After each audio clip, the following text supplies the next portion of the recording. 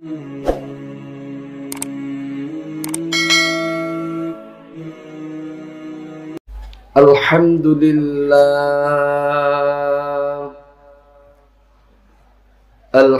لله نحمده ونستعينه ونستغفره ونؤمن به ونتوكل عليه ونعوذ بالله من شرور أنفسنا ومن سيئات أعمالنا من يهده الله فلا مضل له ومن يضلله فلا هادي له ونشهد أن لا إله إلا الله وحده لا شريك له ونشهد أن سيدنا وسندنا وحبيبنا وطبيب قلوبنا ومولانا محمدا عبده ورسوله الذي أرسله بالحق بشيرا ونذيرا وداعيا إلى الله بإذنه وسراجا منيرا أما بعد فأعوذ بالله من الشيطان الرجيم بسم الله الرحمن الرحيم يا أيها الذين آمنوا اتقوا الله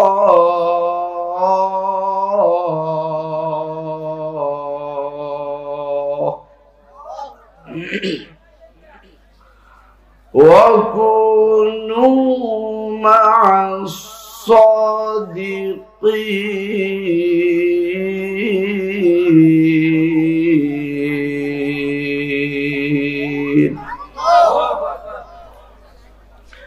وقال النبي صلى الله عليه وسلم أربع إذا كنا فيك فلا عليك ما فاتك الدنيا حفظ أمانتك وصدق حديث وعفة في طعمة وحسن خليقة أو كما قال النبي عليه الصلاة والسلام إن الله وملائكته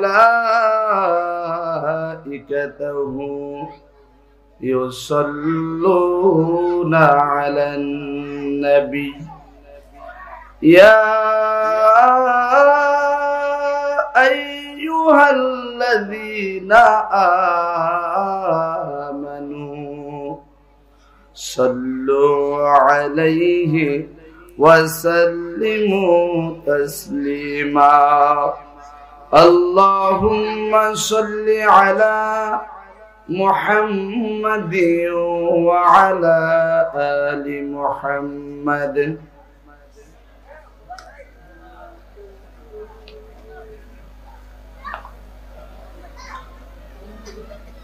দুরূদ ইব্রাহিমের সঙ্গে আপনাদের কোনো দুশমনি আসেনি?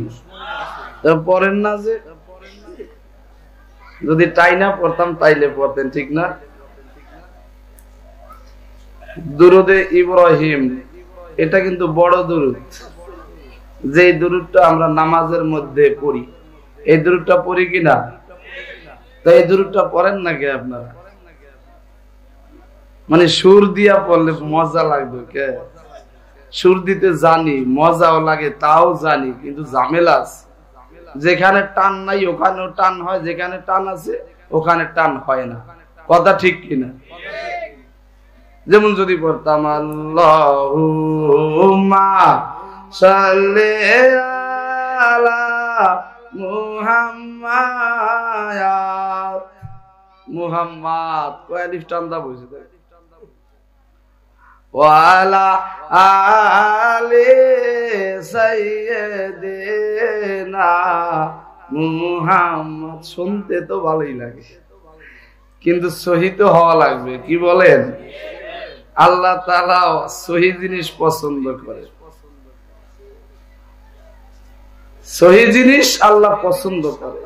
তো আপনারা দুরুদে ইব্রাহিম পড়তে চাইলেন না, আমি এখন দুরুদে ইব্রাহিম আবার পড়বো, আপনারা আমার সাথে সাথে পড়বেন। পড়বেন তো? একবার দুরুদ পাঠ করলে 10টা রহমত নাজিল হয়। বলেন সুবহানাল্লাহ। যেই দুরুদটা আমরা নামাজের ভিতরে পড়ে থাকি, আল্লাহুম্মা সাল্লি আলা মুহাম্মাদিন ওয়া আলা আলি মুহাম্মাদ কামা সাল্লাইতা আলা ইব্রাহিম ওয়া আলা আলি ইব্রাহিম ইন্নাকা হামিদুম মাজিদ। আল্লাহুম্মা বারিক আলা মুহাম্মাদিন ওয়া আলা আলি মুহাম্মাদ কামা বারাকতা আলা ইব্রাহিম ওয়া আলা আলি ইব্রাহিম ইন্নাকা হামিদুম মাজিদ। বালাগাল উলা বিকামালিহি কাশাফাদ দুজা বিজামালিহি হাসুনাত জামিউ ফিসালিহি সাল্লু আলাইহি ওয়া আলিহি। रहे मेरे मस्कन हवालिए काबा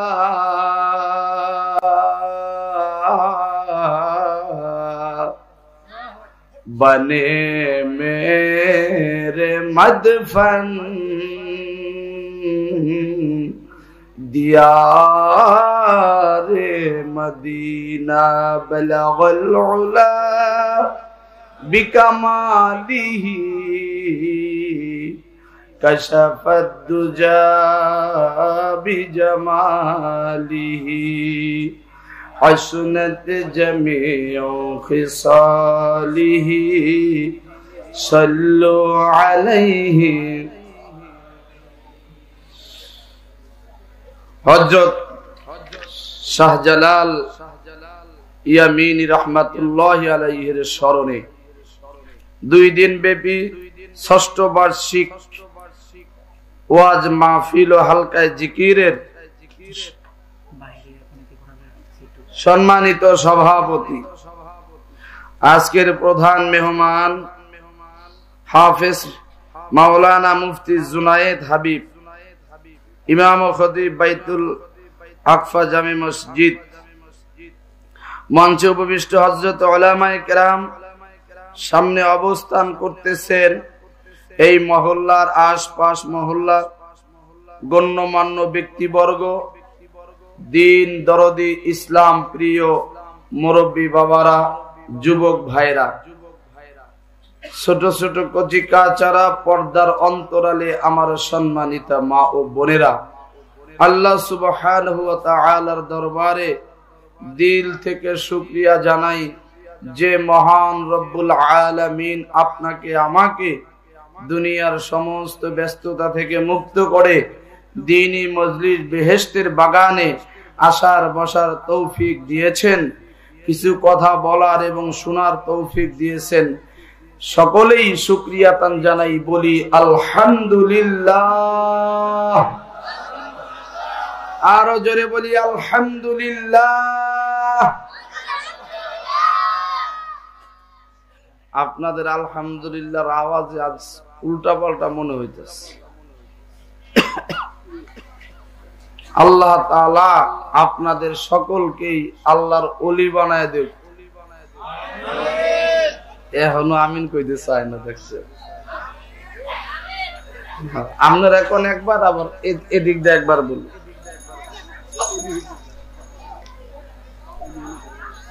আচ্ছা, এই যে এদিক দিয়ে কি মেলা শুরু হইলো, হ্যাঁ?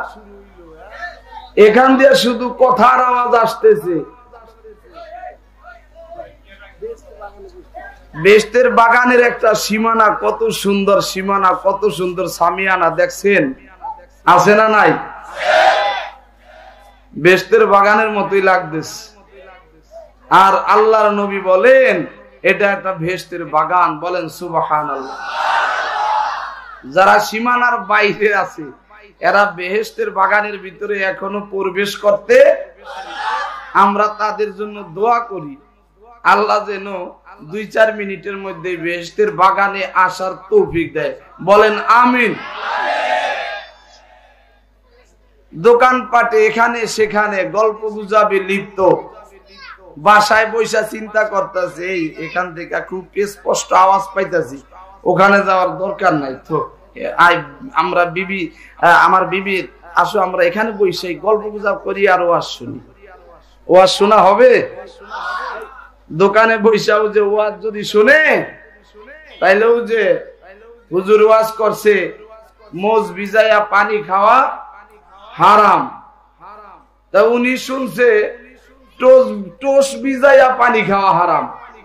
ওয়াজ শুনছে কোন জায়গায় বৈশা? চার দোকানে বৈশা। কোথায় বৈশা? চার দোকানে বৈশা। এখন সকালবেলা ঘুম থেকে ওঠার পরে ভাবি সাহেব 2টা টোস্ট দিছে আর 1 গ্লাস পানি দিছে, ভিজায় ভিজায় খাও, দাঁত তো নাই মগা।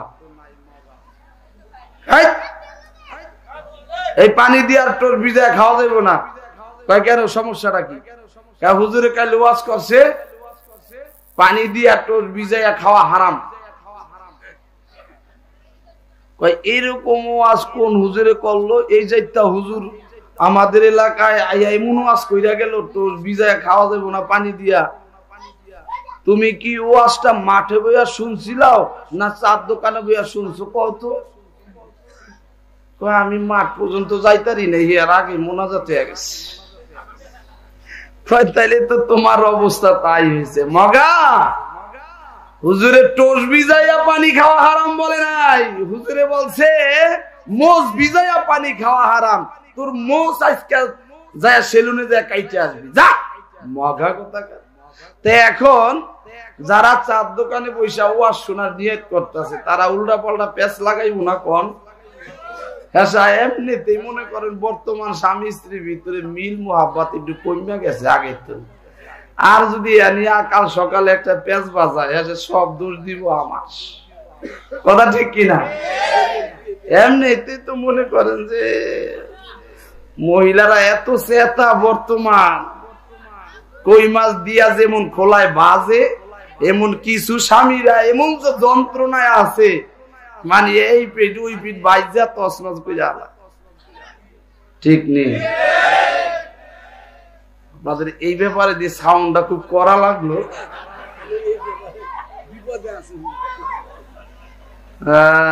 বেজাল আছে, বেজাল আছে। 95% ধইরা নিছি আমি বর্তমান শতকরা, কথা ঠিক কিনা? প্রথমে মহিলা গোয়াজ ধইরা ফেলায় 4 বছর ধরে আমার দাওয়াত দিতে আছেন, আগামী বছর কিন্তু মহিলারা আমার দাওয়াত দিতে দিব না। ওইটার বাদ দেন না, বহুত হচ্ছে যে খেলা দেখাই দিয়ে গেছে আমাকে মহিলা গো কাজ সারা। হ্যাঁ, মা বোনদের সীমানা হলে গিয়া ঘরের ভিতরে, কিন্তু এখন সীমানা হলো অনেক বড় হয়ে গেছে। আপনাদের দোষ আছে, এখন শুধু একা দোষ না, এখন পক্ষেও কিছু কইতে হয়। আর আপনারাও এমন বিপদে আছেন, আপনি যেটা আনেন ওইটা তার পছন্দ হয় না, তার পছন্দ হয় ওই আব্দুর রহিমের বাবায় কোনটা আনছে, ওই অমুকে একটা আনছে, অমুকের জামাই অমুকের হাজবেন্ড একটা আনছে, ওইটা দেখলে চাইয়া থাকতে মন চায়। আর তুমি কি চোখ হাতে কইরা মার্কেটে যাও? বলার লোক আসেনি এমন। স্বামী বেচারি কি করবো, নিরুপায় হইয়া এসে ধরে টাকা দিয়া দিলাম, তোরাই যা। আছে না নাই? এই হইল পরিস্থিতি। স্বামীর কষ্ট করা টাকা, শরীরের রক্ত পানি করা টাকা, আহারে পুরা দিনটা গাড়ি চালাইয়া ড্রাইভিং করে মাত্র 500 টাকা ইনকাম হয়েছে। দুঃখের কথা কি বলবো রে ভাই, স্বামী বেচারি 300 টাকা করে দৈনিক সংসারের জন্য খরচ করার পরে 200 টাকা জমা রয়েছে। কিছুদিন পর দেখা যায় কিছু টাকা একত্র হয়েছে, আর স্ত্রী বলতেছে, স্বামী গো তুমি আমাকে কিছু গয়না বানিয়ে দাও, 5000 টাকা দিয়ে শাড়ি কিনে এনে দিবা। স্বামী বেচারি চিন্তা করলো, সারাদিন কাজ শেষে ঘরের ভিতরে এসে স্ত্রীর মুখটা দেখলেই অন্তরে শান্তি। কথা ঠিক কিনা জোরে কন? সব স্ত্রী না,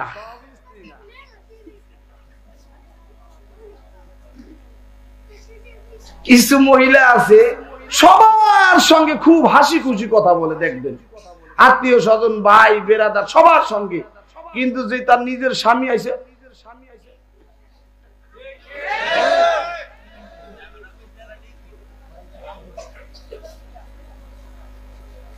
তুমি বিয়ের সঙ্গে হাসি দিলাও, খালাতো ভাই মামাতো ভাই ফুফাতো ভাইয়ের সঙ্গে হাসি দিলাও, তো ওই হাসিটা যদি তোমার স্বামীর সঙ্গে দিতাও, ওই হাসিটার কারণে তোমার মুখ দিয়ে যে সগীরা গুনাহগুলো হয়েছিল, ওই সগীরা গুনাহগুলো ঝরে পড়বে।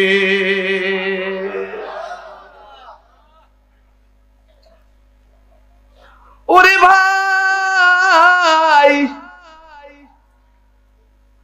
স্বামী বেচারি কষ্ট করে স্বর্ণ গয়না অলংকার কাপড় কিনে দিল, শাড়ি কিনে দিল, 3 পিস কিনে দিল, আর ওই স্বর্ণ গয়না অলংকার পরে, ওই শাড়ি পরে পাশের বাড়িতে অনুষ্ঠান, ওই বাড়িতে যায়, ওই বাড়িতে যায়, ওই মার্কেটে যায়, কিন্তু ওই পোশাকটা পরে একদিন যেই স্বামী কষ্ট করে শরীরের রক্ত পানি করে টাকা দিয়া ইনকাম করেছে, ওই টাকার কিনা শাড়ি আর ওই টাকার কিনা গয়না, ওগুলি পরে একদিন স্বামীকে দেখায় না। কথা ঠিক কিনা জোরে? আপনাদের দেখাইতে পারে, আপনাদের দেখায়নি যে দেখেন দিয়ে আপনি তো কষ্ট করে আইনা দিচ্ছেন, আপনার কত কষ্টের টাকা, আপনি এই কষ্টের টাকা দিয়ে আমাকে কিনে দিচ্ছেন, দেখেন আমি পড়ছি আমাকে কেমন লাগে। বলছে আপনাদের? একটু হাত উঠান তো, কারে বলছে? আলহামদুলিল্লাহ 3 জন পাওয়া গেছে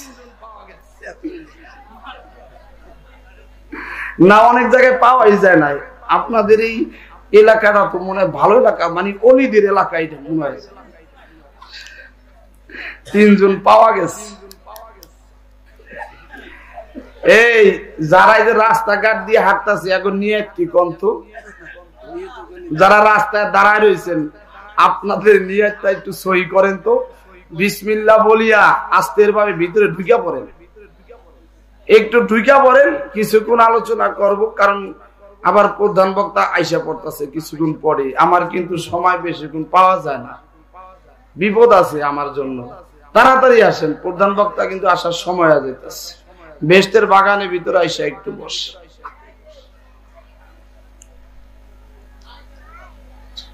নারীদের ওয়াজ সর্বপ্রথম উঠা গেল। আসলে নারীদের ওয়াজটা করতে গেলে অনেক সময় ব্যয় হবে, কিছু এটাই চলবো না, আইল ঘুরাই দিব। আপনারা কি করেন? চলবো? পাগল, এইটাই চলবো। হায় রে হায়, ভাই রে ভাই, কি কলি যুগে শেষে। মনে আসেনি যে আপনাদের? স্বামী সন্তান পর করে ফোন আপন করেছে। হায় রে হায়, ভাই রে ভাই, কি কলি যুগে এসেছে। স্বামী সন্তান সব পর করে দিয়া এখন একটা জিনিস আপন বানাইছে, ওইটার নাম কি বলেন তো? মোবাইল। কথা ঠিক নেই? কত জায়গায় হাত দিমু, সব জায়গা দিয়া বেচা। বর্তমান নারীদের নষ্ট হওয়ার জন্য দুইটা জিনিস দায়ী। একটা হলো মোবাইল, আর একটা হইল ডিসেন্টিনার টিভির সিরিয়াল। ভারতীয় যে সিরিয়াল গুলো দেখায়, কথা ঠিক কিনা জোরে কর। এমনও মহিলা আছে যে সিরিয়াল রাত্রে যদি না দেখতে পারে, আবার দিনের বেলায় ঘুম থেকে ওইটা কাজা করে। দেখি ওই নাটকটার মধ্যে, ওই সিরিয়ালটার মধ্যে কি দেখাইলো, ওইটা তো আমি দেখতে পারি না, আবার তাই না দেখি এইটার রেজাল্টটা কি। ওরে ভাই, বর্তমান ভারতীয় সিরিয়ালের ব্যাপারে প্রায় আলেমরাই বলে,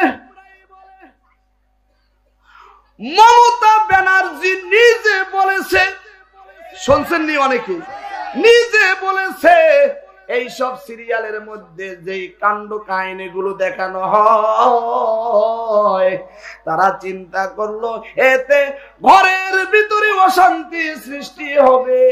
কিভাবে পুত্রবধূ স্বামীর উপরে জুলুম করবে, কিভাবে শ্বশুরের উপরে জুলুম করবে, কিভাবে শাশুড়িকে নির্যাতন করতে পারে, এরকম ট্রেনিং ওই টিভির সিরিয়াল ভারতীয় চ্যানেলের মধ্যে দেখায়। কথা ঠিক কিনা? ওরে ভাই, প্রথম যেই সময় শ্বশুর আব্বা পুত্রর জন্য বধূ আনার জন্য যায়, দেখার জন্য প্রশ্ন করে, মা তুমি কি কোরআন তেলাওয়াত করতে পারোনি? কয় হ্যাঁ পারি। কয় খতম দিয়েছো? কয় 10 খতম দিয়েছি। 1 বছর যায়, 4 বছর যায়, সংসারে নিয়ে আসে। 1 বছর 4 বছর যায়,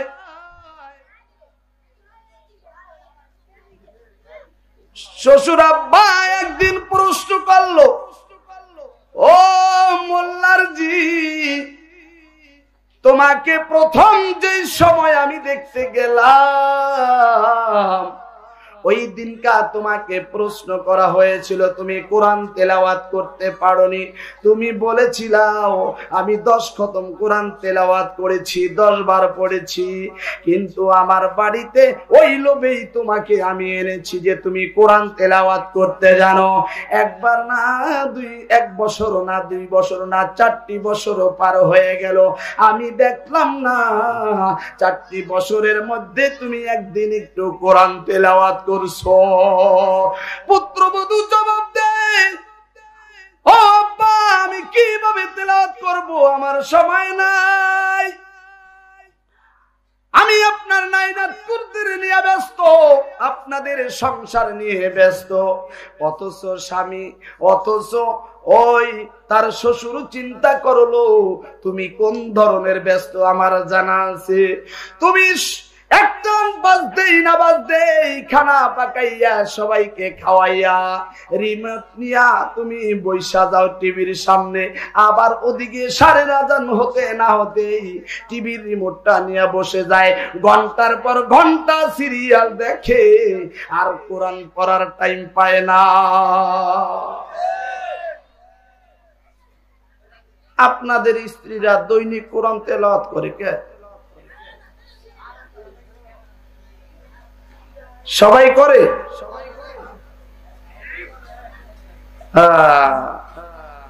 ঘরের ভিতরে শান্তি কোথা থেকে আসবে? অশান্তির আগুন তো ওই সংসারের মধ্যে ধাউ ধাউ করে জ্বলতে থাকবে। শান্তি পাবেন কিভাবে বলেন?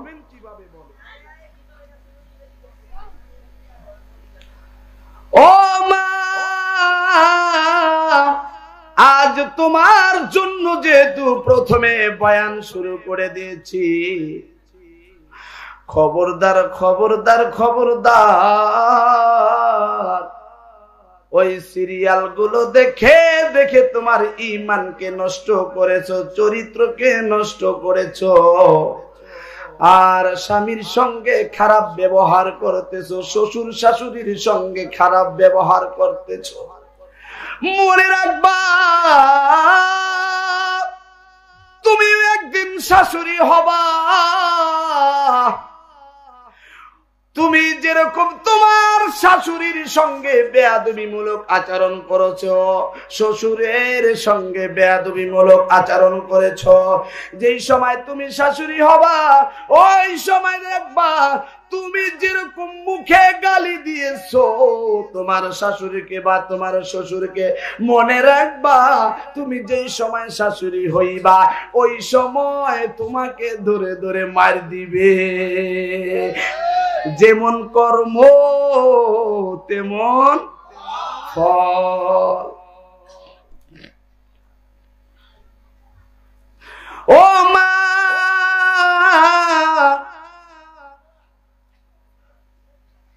সংসার সুখের হয় রমণীর গুণে। একজন নারী যদি ইচ্ছা করে সংসারটাকে বেহেশতের বাগান বানাইব, ইচ্ছা করলে পারে। আর যদি শয়তানে গুতায়, শয়তানে কেতুতু দেয়, ওই সংসারটাকে একেবারে তছনছ করে দোজকের গাড়া বানায়া দেয়। কথা ঠিক কিনা মিয়া? একজন নারীর এমন ক্ষমতা, এই দিকটা পুরা ক্ষমতা নারী। ইচ্ছা করলে সংসারটাকে তছনছ করে দিতে পারে, আবার যদি ইচ্ছা করে এটা বেহেশতের বাগানে পরিণত করতে পারে। এজন্যই মাইকের আওয়াজ অনেক আমার মা বোনদের কানে যাচ্ছে। আপনার কাছে আমার অনুরোধ, স্বামীর মনে কখনো কষ্ট দিবেন না, কারণ হাসরের ময়দানে কঠিন মুসিবতের দিনে তোমার স্বামীকে আমার আল্লাহ জিজ্ঞাসা করবে তোমার স্ত্রীটা কেমন ছিল, তোমার বিবিটা কেমন ছিল। তোমার স্বামী যদি সাক্ষ্য দেয় আমার স্ত্রীটা ভালো ছিল, আমার স্ত্রীটা ভালো ছিল, এই সাক্ষ্য দেওয়ার সঙ্গে সঙ্গে তোমাকে আমার আল্লাহ জান্নাতের ফয়সালা দিয়া দিবে।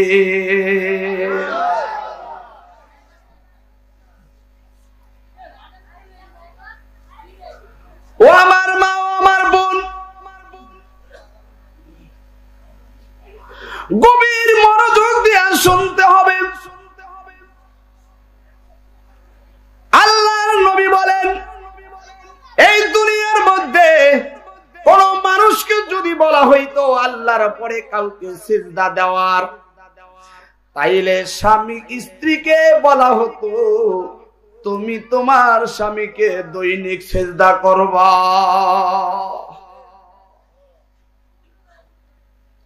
স্ত্রীর কাছে স্বামীটা এত আপন, এত কাছের। আর বর্তমান জামানায় দেখা যায় সব চাইতে বিভিন্ন ভাবে নির্যাতিত হচ্ছে পুরুষেরা, কিন্তু পুরুষেরা নারীদের মতো ঠোঁট পাতলা না যে কারো কাছে যা বলবে, বলে না এরা। কিন্তু নারীরা যদি 4-5টা এক জায়গায় হয়, হ্যাঁ, কার স্বামী কেমন সব কয়ে দেয়। কথা ঠিক কিনা? আজকে দিনে ওই মহিলা গোয়াজ করে ওই মানে দিনের বেলা যে প্রোগ্রামটা করছি মহিলা মাহফিল, প্রায় ধরেন 500 মহিলা হয়েছে ওই মাহফিলটা, মানে পর্দার আড়ালে এখানটা ইয়া দেওয়া ছিল, পর্দা দেওয়া ছিল, আর সবাই এদিকে বসছে। নগদ কালেকশন হয়েছে ওখানে বেশি না 56,000 টাকা মহিলাদের থেকে। তা কিরকম মহিলা হয়েছে? আবার কিছু এক এলাকা আছে ওই মুজাম্মেল হুজুরের দাওয়াত না দিলে এরা চাল দিব না, বাঁশ দিব না, কিছু দিব না, টাকাও দিব না মহিলারা। কিন্তু আমি আর উল্টা মহিলাকে বাঁশ দিয়ে আসি, হিয়ার পরে আমারে নিয়ে ছাড়বো। বুঝেন নাই কথাটা? কারণ মহিলারা প্রত্যেকটা জায়গায় বেচাল বাজায়, কথা ঠিক কিনা? সব জায়গায় বেশি বুঝে, দেখবেন সব জায়গায় বেশি বুঝে। এটা কারণটা কি? মহিলাদের অন্যায়ের সংখ্যাটা বেশি হয়। এটা কিভাবে আমি বুঝলাম জানেন? আপনারাও বুঝতে পারবেন যে আল্লাহর নবী মিরাজের রজনীতে জাহান্নাম ভ্রমণ করতে গেছেন, যা কি দেখছেন বলেন তো? মহিলা দেখেন 90% এই মহিলা দোজখী, 90% মহিলাই জাহান্নামী। এই একটাই কারণ, স্বামীর সঙ্গে বেয়াদবি করে। ভাই আসলে খুব হাসি খুশি, বোন আসলে খুব হাসি খুশি, খুব গুরুত্ব। নিজের বাড়ির আত্মীয় আসলে সুকেশের ভিতরে থেকে টাকাটা বের করে দিয়া স্বামীকে বলতেছে নাও তাড়াতাড়ি বাজারে যাও। আর স্বামীর আত্মীয় যদি আসে অসুস্থ হইয়া পড়ে, কথা ঠিক কিনা? ওই সময় চেহারার মিল তাকান যায় না, কি জানি হইছে, ঠাড়া পড়ছে ওইটা, এমন অবস্থা। এগুলো কি? স্বামীর মহাব্বত তুমি অর্জন করতে হইলে আমার স্বামী ভালো না, ভালো হইবে কিভাবে? তুমি এমন কিছু আচরণ করো স্বামীর কলিজা পর্যন্ত ধাক্কা খায়, সেই ধাক্কার ব্যথা যন্ত্রণা তোমার ওই ঔষধে উঠবে না যতক্ষণ পর্যন্ত তার কাছে পায়ে ধরে মাপ চাইয়া, তার কাছ থেকে যতক্ষণ পর্যন্ত ক্ষমা না চাইবা পায়ে ধরিয়া, অতক্ষণ পর্যন্ত তার ভিতর থেকে ব্যথা উঠবে না, কথা ঠিক কিনা? অনেকেই তো স্বামীর স্ত্রীর ইজ্জত দিতে আছেন মান সম্মানের ভয়, কথা ঠিক কিনা? খাইছে রে, এটা আবার কোন আগুন জ্বালায় দেয়।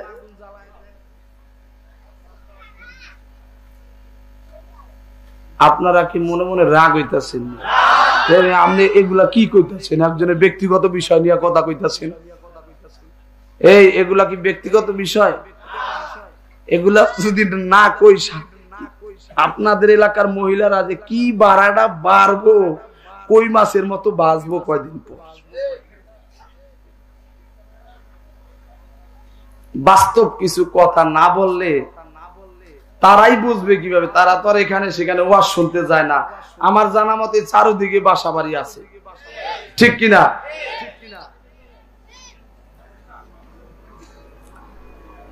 এই জন্য স্বামীর আত্মীয়কে ভালোবাসতে হবে। স্বামীর আত্মীয় আসলে নিজের আত্মীয় থেকে বেশি গুরুত্ব দিতে হবে, তাইলে দেখবা তোমার স্বামীকে তুমি যা বলবা তাই শুনবে, কথা ঠিক কিনা? নিজের আত্মীয় আসলে পরে পাগল পাড়া হইয়া যাও, কি তুই কি করবা দিশা পাও না। আর স্বামীর আত্মীয় আসলে মাজাটা কেমন জানি ব্যথা করে, হাতটার ভিতরে কেমন জানি মশরা মশরি করতেছে। আসলে এইটা তোমার হাতের মধ্যে না, মাজার মধ্যে না, এইটা তোমার শয়তান না দিলের মধ্যে। এটা রোগ মনের মধ্যে, কথা ঠিক কিনা? এই রোগের ঔষধ আছে, এই রোগের ঔষধ নাই। এই রোগের ঔষধ আবার আছে, এইটাও তার নিজেরাই তৈরি করে নিতে হবে। স্বামীও নামাজ পড়ে না, স্ত্রীও নামাজ পড়ে না। আবার অনেকে আছে স্ত্রী নামাজ পড়ে, স্বামী নামাজ পড়ে না। দুইজনের মধ্যে মিল হওয়া কিন্তু কঠিন হয়ে যায়, কথা ঠিক কিনা? ওগো মা, তোমার স্বামী জুয়া খেলে ভালো বানানোর যোগ্যতা আল্লাহ তোমার কাছে দিয়েছে। তোমার স্বামী নেশা খায়, ভালো বানাইলে তুমি পারবা বানাইতে। আমি মুজাম্মিল শরীয়তপুরি গাজার বিরুদ্ধে ওয়াজ একদিন করব, জুয়ার বিরুদ্ধে ওয়াজ একদিন করব। আজ আমি ওয়াজ করে দিয়া যাইব। এই ওয়াজ দাদা নাতির মতো আর খালের ওপারে যাইব না, কথা ঠিক কিনা? কালকে তো ভুলে যাইব। দাদা আর নাতি গেছে ওয়াজ শুনতে, হুজুরে ওয়াজ করছে গিরার উপরে কাপড় উড়ানো হারাম কবিরা গুনাহ। এখন যেই দেখেছে খাল পার হইতে পানি এই পর্যন্ত, দাদাই তো লুঙ্গি উড়াইয়া দিয়া, নাতি দাঁড়ায় দাঁড়ায় খুঁজে, ও দাদা কি করলো কি করলো, কি হয়েছে? হুজুর না ওয়াজ করলো যে গিরার উপরে কাপড় উঠানো এটা ফরজের খেলাফ কবিরা গুনাহ, তাই তুমি এইটা করলো কি? ওয়াজটাকে তুমি বাইতে নিবা না? বুঝতেছে? আমি বহুত ওয়াজ শুনছি, নাতি চুপ করে থাক। আমি জীবনে ওয়াজ বাইতে নিলাম না, খালের ওপারে নিলাম না, আর তুই আজকে ওয়াজ খালের ওপার লইয়া যাবি।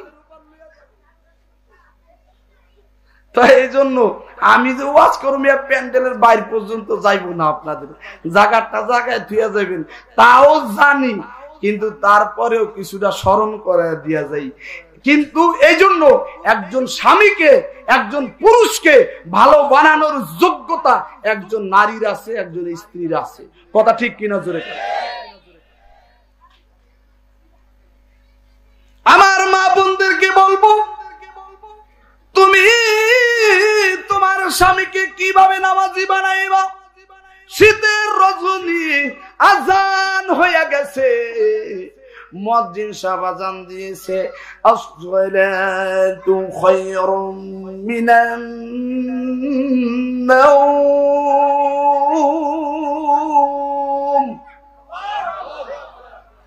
এইভাবে মুয়াজ্জিন সাহেব যেই সময় আজান দিয়া বসে গো, তুমি নিজে ও মা ঘুম থেকে উঠে যাও, ও আমার বোন ঘুম থেকে উঠে যাও, উঠিয়া তুমি নিজে ওযু করবা, আর তোমার বেনামাজি স্বামীর জন্য এক বদনা পানি গরম করবা। পানি গরম করিয়া তোমার স্বামীর শিওরে যাইবা, মাথাটা একটু চুলকায়া দিবা, আর বলবা, স্বামী গো, দুনিয়াতে যেমন একসঙ্গে ছিলাম, হাসরের ময়দানেও একসঙ্গে থাকতে চাই। যাও যাও, এই যে তোমার জন্য পানি গরম করেছি, ওযুটা করে মসজিদে যাও গো স্বামী। এইভাবে যদি কোন স্ত্রী একদিন বলতে পারো গো, ওরে মা আমার বোন, তুমি যদি প্রথম একদিন বলতে পারো, দ্বিতীয় দিন যদি নাও যায়, প্রথম দিন নাও যায়, তৃতীয় দিন তোমার স্বামী দেখবা ওযু করে মসজিদে চলে যাবে, কথা ঠিক কিনা? আর তুমি তো কি করবা? এ বেনামাজির ঘরে বেনামাজি, তোর ভাইও নামাজ পড়ে নাই, তোর 14 গোষ্ঠীও নামাজ পড়ে নাই, আজান হয়েছে হলুস না কিছু কানে, তাড়াতাড়ি মসজিদে যা। বেনামাজির ঘরে বেনামাজি, এরা আবার কাম করে আর ঝগড়া করে, আছে না? মহিলাকে একটা বদ অভ্যাস, কাজও করবো ঝগড়াও করবো, কথাও কইব, এই হইলে পরিস্থিতি। কেন? আপনার আচরণটা, আপনার ব্যবহারটা স্বামীর সঙ্গে নরমিয়াত হতে পারে না, তাইলে তো স্বামী হেদায়াত হয়ে যাবে। তোমার জুয়াখোর স্বামী, মদখোর স্বামী, গাঞ্জাখোর স্বামী বাড়িতে আসে গাঞ্জা টেনে মদ পান করে, বাড়িতে আসার পরে কার স্বামী কি খেয়ে আসছে স্ত্রী বুঝতে পারে, কারণ ওইটার একটা গিরান আসছে, কথা ঠিক কিনা? খুব সুগিরান, তাই না? খুব ভালো লাগে না গ্রামটা? স্ত্রী বেচারি বুঝতে পারো তুমি তাহাজ্জুদের টাইমে যেই সময় দেখো 2টা বেজে গেছে, অজু করে 4 রাকাত অথবা 6 রাকাত অথবা 8 রাকাত নামাজ পড়িয়া তোমার স্বামীর বিছানার পাশে জায়নামাজটা বিছাইয়া দিয়া তাহাজ্জুদ পড়বা আর তোমার স্বামীর জন্য মাওলার কাছে দোয়া করবা। দেখবা তোমার স্বামীর কানে যেই সময় তোমার এই দোয়ার শব্দটা যাইবে, ওই সময় দেখবা তুমি যে দোয়া করছো তোমার স্বামীর জন্য, ওই শব্দটা তোমার স্বামীর কানে যাওয়া মাত্র তোমার স্বামী উইঠা তোমার সঙ্গে কথা বলা শুরু করে দিবে। স্ত্রী গো, আমি এমন অপরাধী, তারপরেও তুমি আমার জন্য দোয়া করলা গো। স্ত্রী, জীবনে কত কষ্ট তোরে দিয়েছি, কত মার তোরে দিয়েছি, তোরে ঠিক মতো খানা খাওয়াই না, তারপরেও তুই আমার জন্য দোয়া করলি। স্ত্রী রে, আজ থেকে আমি ওয়াদা করলাম জীবনে আর গাঞ্জায় টান মারব না। কথা ঠিক? তোমার স্বামীকে হেদায়েতের রাস্তায় তুমি সহজে উঠাইতে পারবা, একজন আলেম ইচ্ছা করলে উঠাইতে পারে না। কারণ আলেম ওয়াজ করবে একদিন মাসে অথবা বছরে একদিন, ওই একদিন ওয়াজে হেদায়েত না। তুমি যদি দৈনিক ওয়াজ করো তাইলে হেদায়েত হবে। কথা ঠিক কিনা জোরে কর। আর ওয়াজটা কেমন ওয়াজ হইতে হইব? নরম না গরম? হ্যাঁ, নরম। গরম ওয়াজ করলে কাজ হইব না। স্বামীর সঙ্গে গরম ওয়াজ করলে কাজ হইবে? বর্তমান নারীরা স্বামীর মন মানসিকতা বুঝে কথা বলে না। স্বামী বেচারি সারাদিন রিক্সা চালাইছে, শেষবার বাড়িতে আসছে সন্ধ্যাবেলায়, বাড়িতে কার সঙ্গে কি ঘটছে না ঘটছে, বেচারি আইছে বাড়িতে। কেবল উচিত ছিল তাকে কি করা, সেবা যত্ন করা। কি তোমার গোসল করবা, তোয়ালে লাগবে, লুঙ্গি লাগবে, সাবান লাগবে, তা না কইতা গোলামের ভাই গোলাম, তোরও খাইছি, তোর জাত গোষ্ঠীও খাইছি, তোর বাত আজ ছাড়লো ছাড়ছি, কাল ছাড়লো ছাড়ছি। কয় কি হয়েছে? কয় কি হয়েছে তুই জানোস না? তোরও মুখের লেগা আমি আর শান্তি পাইলাম না। আছে না নাই? আর ভদ্র স্বামীগুলো কি করবে জানেন? যে স্বামীগুলো, যে স্ত্রীগুলো ভদ্র যারা, তারা কি করবে জানেন? আগে স্বামীকে সেবা যত্ন করবে, 1 গ্লাস পানি দিবে, তোয়াইলাটা আগায় দিবে, সাবানটা আগায় দিবে। স্বামী গো, গোসল করবা আগে না খাইবা আগে? সারাদিন পরিশ্রম করছো, কোনটা করবা? কারেন্ট না থাকলে পাখা নিয়ে বাতাস করবে। কথা ঠিক কিনা জোরে কর। আপনাদের এমন দৈনিক বাতাস করছে?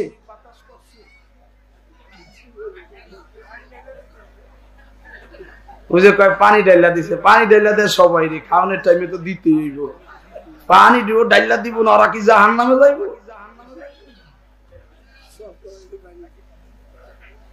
যাই হোক, তাইলে মোটামুটি বাতাস দেয় আমাদের।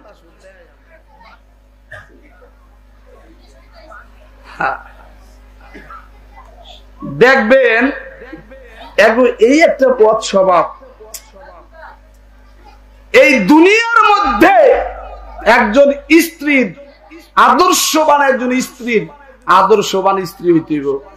আদর্শবান একজন স্ত্রীর আপন হইলে সবচাইতে তার স্বামী। কে? তার স্বামী, কিন্তু তার কাছে আপন না। অনেক স্ত্রীরা আছে সবচাইতে আপন তার ভাই, আপন তার অমুক আত্মীয়, আপন তার দুলাভাই, আপন তার বিয়াই।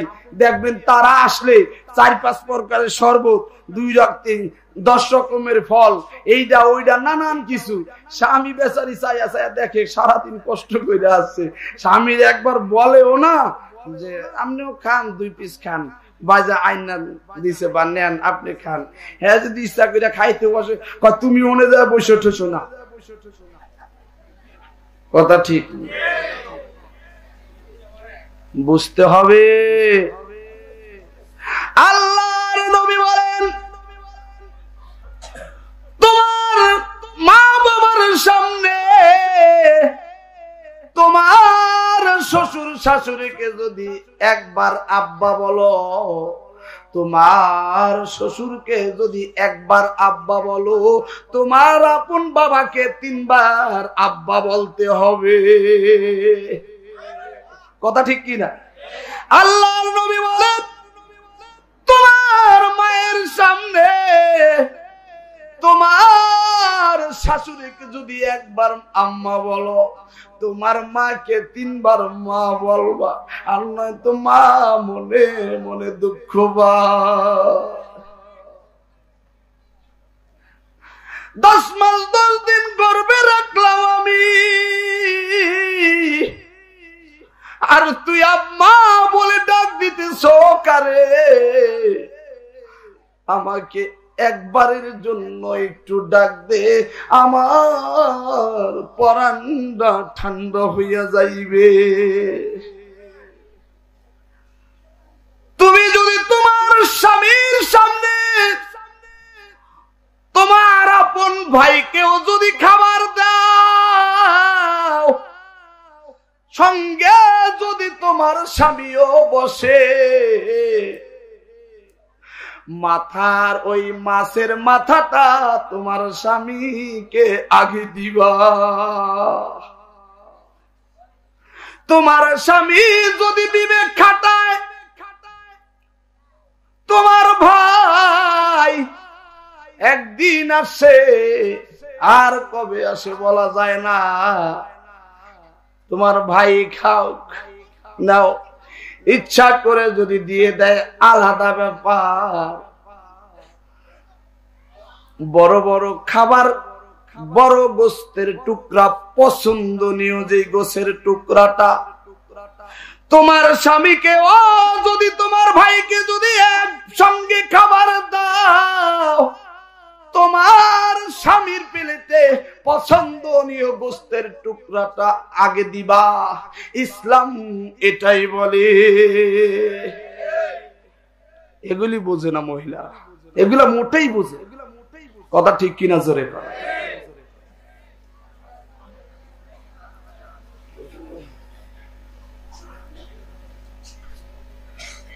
তুমি যদি তোমার আপন ভাইকে বাতাস করো,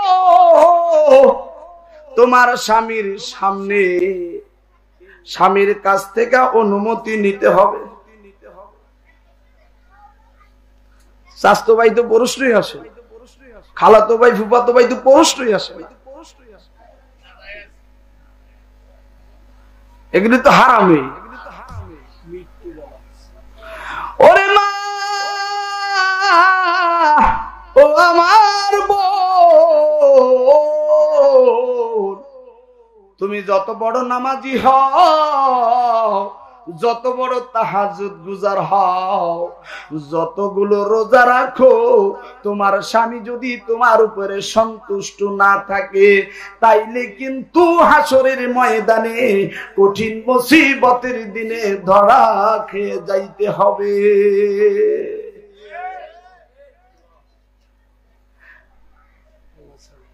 কওমি নিসাবের খানা কিতাব আছে কালিউবি, কালিউবি নামক কিতাবের মধ্যে একটা ঘটনা এসেছে। এক মহিলা মারা গেছে, মারা যাওয়ার পরে না, সরি, মহিলাটা মারা যায় নাই, ওই মহিলাটা না, মহিলাটা মারাই গিয়েছে, ঠিক আছে, মহিলাটা মারা গিয়েছে। আর একটা মহিলা মারা যায় নাই, তিনি 1 সপ্তাহের জন্য কবরে থাকবেন, মান্যত করেছিলেন। কি করেছিলেন? মান্যত করেছিলেন। কি মান্যত? যে তার সন্তান অসুস্থ হয়ে গিয়েছিল, অসুস্থ হওয়ার কারণে ডাক্তার ফকির অনেকের কাছে নিয়েছে, রোগ ভালো হয় না, রোগ ভালো না হওয়ার কারণে এবার মান্যত করেছে, আল্লাহ আমার এই সন্তান যদি সুস্থ হয়, আমি মান্যত করলাম ওই অন্ধকার কবরের মধ্যে আমি 7 দিন থাকবো, 1 সপ্তাহ থাকবো। সন্তান সুস্থ হয়ে গেল, এখন আর কবরে যাওয়ার জন্য তৈয়ার হয় না। মান্যত করলে মান্যত পুরা করা ওয়াজিব। পুরা করা কি জোরে কন? অনেকে গরু মান্না ফালায়, অনেকেই মুরগি মানে, ছাগল মানে, কত কিছু, কথা ঠিক কিনা? দেওয়ার নাম নাই। মসজিদে 20,000 টাকা দিন, 20 বছর জায়গায় খবর নাই, আছে না নাই? 1 লক্ষ টাকা দিব, 2 লক্ষ টাকা দিব, মার হাবা কইয়া হুজুর দোয়া করে দিছে, এখন আর দেয় না, খবর নাই। ওই মহিলা মান্যত করেছে আমি 1 সপ্তাহ কবরে থাকবো। অনেক দিন চলে গেল, সন্তান সুস্থ হয়ে যাওয়ার পরে অনেক দিন চলে গেল, এখন আর কবরে যায় না। হঠাৎ করে একদিন স্বপ্ন যুগে দেখাইতেছে ওই মহিলাকে, এই মহিলা, তুমি যদি তোমার মান্যত পুরা না করো, তোমার উপরে কঠিন গজব আসতেছে। সকালবেলা ঘুম থেকে উঠে ছেলের কাছে বলতেছে, ও সন্তান, তুমি যেই সময় অসুস্থ ছিলাও তুমি আর বাঁচবা না। আমি ওই সময় মাওলার কাছে মান্যত করেছিলাম, তুমি যদি সুস্থ হও আমি 1 সপ্তাহ কবরে থাকবো। তুমি সুস্থ হয়েছো, আমি তো কবরে থাকি নাই, এখন আমার তো কবরে থাকতে হবে। আজকে আমি বিশাল ভয়ানক এক স্বপ্নে দেখেছি, স্বপ্নের মাধ্যমে আমাকে দেখাইছে আমার উপরে আযাব গজব আসবে। ও সন্তান, তাড়াতাড়ি যাইয়া কবর খনন করো। কবর খনন করলেন, কবরের মধ্যে রাখলেন। কবরের মধ্যে থাকার পরে দেখতেছে একটা আলো দেখা যায়, একটা সুড়ঙ্গ পথ দেখা যায়। ওই সুড়ঙ্গের ভিতরে দিয়া মহিলা প্রবেশ করলো। ওখানে যায় দেখতেছে ওই 2টা মহিলা ওই জায়গার মধ্যে, একটা মহিলাকে পাখিতে বৈশা বৈশা বাতাস করতেছে, আর একটা মহিলার মাথার গোস্ত ওই পাখিতে ঠোকর মেরে মেরে খাইছে।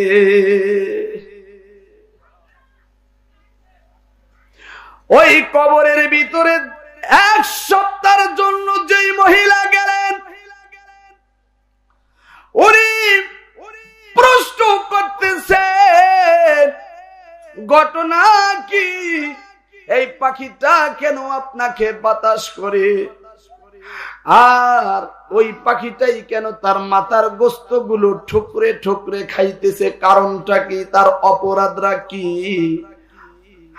যাই মহিলাকে পাখিতে বাতাস করতেছে ওই মহিলা জবানবন্দি দিতেছে, আমার মৃত্যুর পরে আমার স্বামী আমার জন্য দোয়া করতেছে, এই জন্য আমার মাওলা পাখি নিযুক্ত করে দিয়েছে আমাকে বাতাস করার জন্য। আর এই যে যেই মহিলা দেখতেছো মাথার গোস্ত গুলো ঠুকরে ঠুকরে পাখিতে খাইতেছে, এই মহিলার ইন্তেকালের পরে এই মহিলার প্রতি তার স্বামী নারাজ হয়ে আছে, এই জন্য তার এই অবস্থা, এই জন্য তার এই ভয়াবহ পরিস্থিতি। এই জন্য ওই স্বামীকে বলতেছে, যেই স্ত্রীর চুল, যেই মহিলার চুলগুলো পাখিতে ঠুকরে ঠুকরে খাইতেছে, ওই মহিলা বলে দিতেছে আমার স্বামী অমুক, আমার স্বামীর কাছে যাই আমার পরিচয়টা দিয়া আমার স্বামীকে বলবা আমার স্বামী যেন আমাকে মাফ করিয়া দেয়, এবং আমার স্বামী যেন আমার জন্য দৈনিক দোয়া করতে থাকে। সুবহানাল্লাহ।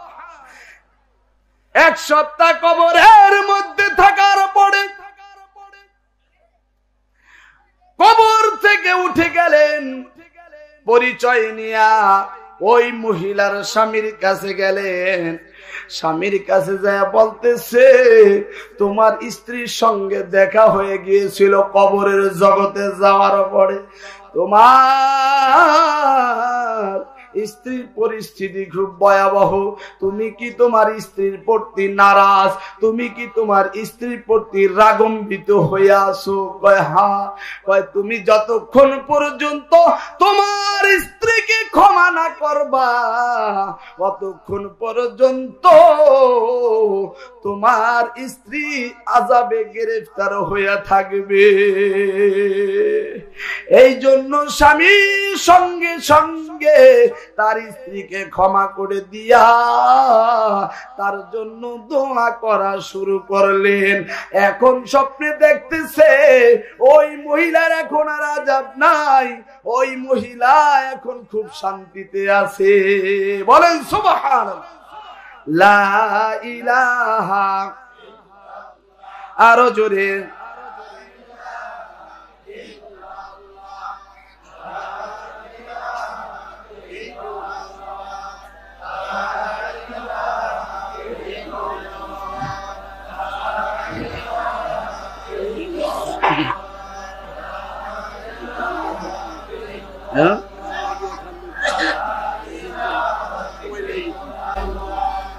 নেই কেহ নেই আল্লাহ ছাড়া,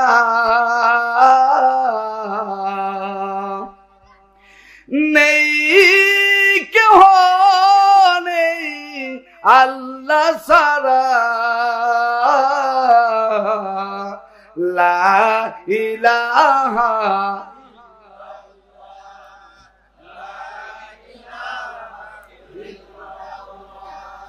লা ইলাহা ইল্লাল্লাহ, লা ইলাহা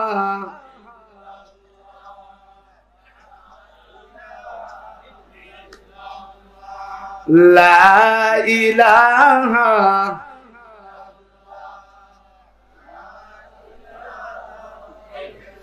লা ইলাহা ইল্লাল্লাহু মুহাম্মাদুর রাসূলুল্লাহ সাল্লাল্লাহু আলাইহি ওয়াসাল্লাম। ও মদিনার মাটি রে,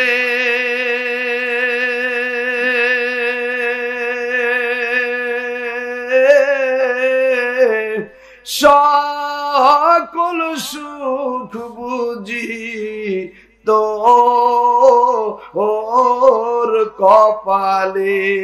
বলেন মারহাবা। ও মদিনার মাটি রে,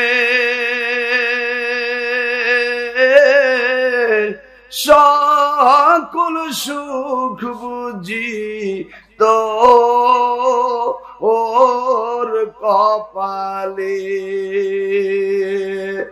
মদিনার পাখি যদি হইতাম আমি, উড়ে উড়ে যাইতাম আমি, থাকতো না মনের কোন জাত না। দেহে আমার পাখা নাই, পকেটে টাকা নাই, দেহে আমার পাখা নাই, পকেটে টাকা নাই, কেমনে কেমনে যাব ও মদিনায়, ও মদিনার মাটি রে, সকল সুখ বুঝি তো ওর কপালে।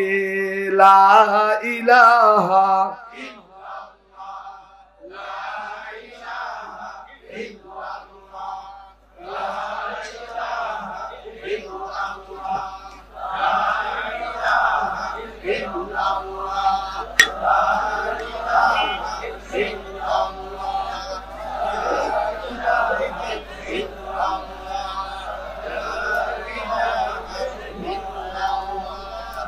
লা ইলাহা ইল্লাল্লাহ লা ইলাহা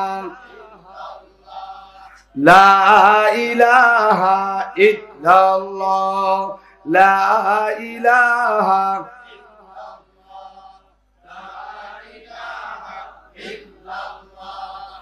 লা ইলাহা ইল্লাল্লাহু মুহাম্মাদুর রাসূলুল্লাহ সাল্লাল্লাহু আলাইহি ওয়াসাল্লাম। প্রিয় ভাইরা আমার, এই ভূমিকার মধ্যে যে মহিলাদের আলোচনা করতে যায়, মহিলাদের নিয়ে এখনো আছে, কথা ঠিক কিনা? এখন এই মহিলাদের সাবজেক্ট একবারে বাদ। যে আয়াত কারিমা আপনাদের সামনে তেলাওয়াত করেছি, এটা যদি এই আয়াতের জায়গায় রয়ে যায় তাহলে ওয়াজ হইল একবারে ভুয়া। আয়াত পড়লাম একটা, আলোচনা করলাম আর একটা, এগুলো ঠিক না। আমি আপনাদের সামনে এখান দিয়ে এই যে কথাবার্তা বলে আপনারা কেউ কিছু কর না, আমি কইলে আমারে তো দোষারোপ করবেন আপনারা। এখানে এত সাউন্ড দিতেছে, আর যারা বাহিরে আছে কি নিয়ত করে যে আছে, আজকে এরা বাহিরেই থাকবো। বৃষ্টি আসতো এখন একটা। যুবক ভাইরা, তোমরা একটু ভিতরে আসো, একটু ভিতরে আসো। অল্প সময়ের মধ্যে ইনশাআল্লাহ আমি শেষ করে দিব। আমি আপনাদের সামনে একখানা আয়াত কারিমা তেলাওয়াত করেছি। বিসমিল্লাহির রহমানির রহিম। এবড়া ইকো দিবা না, বড়া একটু ইকো দেনা বড়া।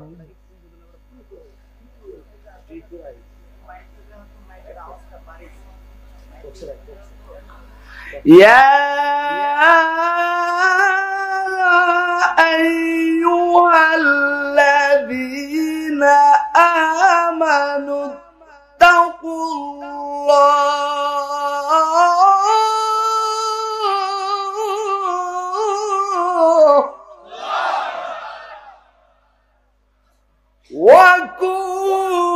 وكونوا مع الصادقين।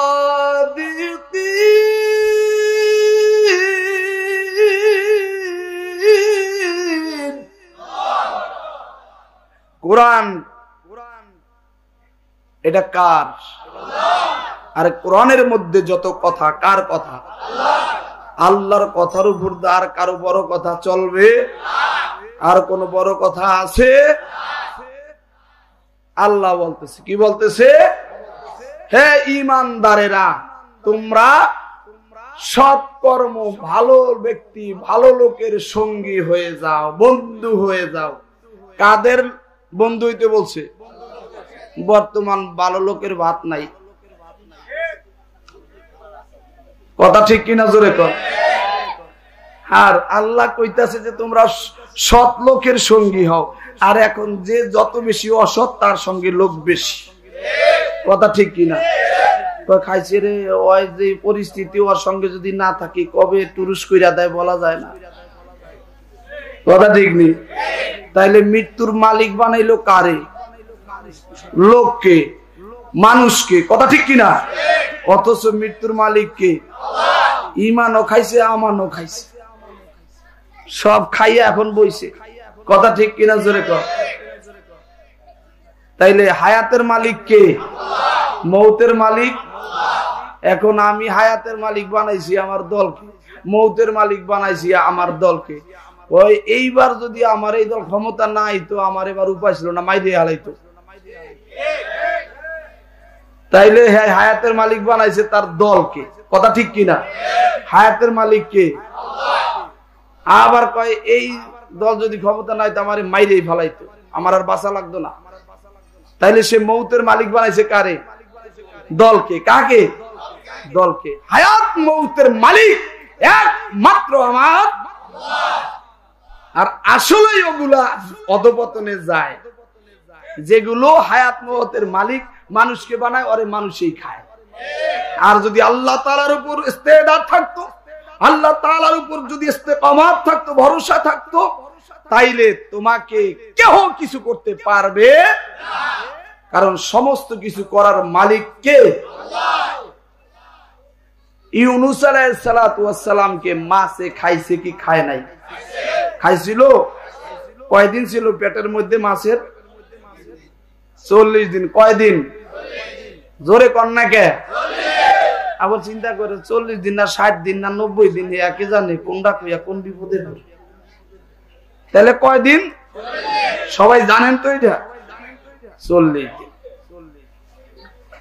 আল্লাহ কইতাছে, এই মাছ আমার নবীরে খাইছস ভালো কথা, আমার নবীর জানি হজম হয় না, আমার নবী যেন হজম না হয়।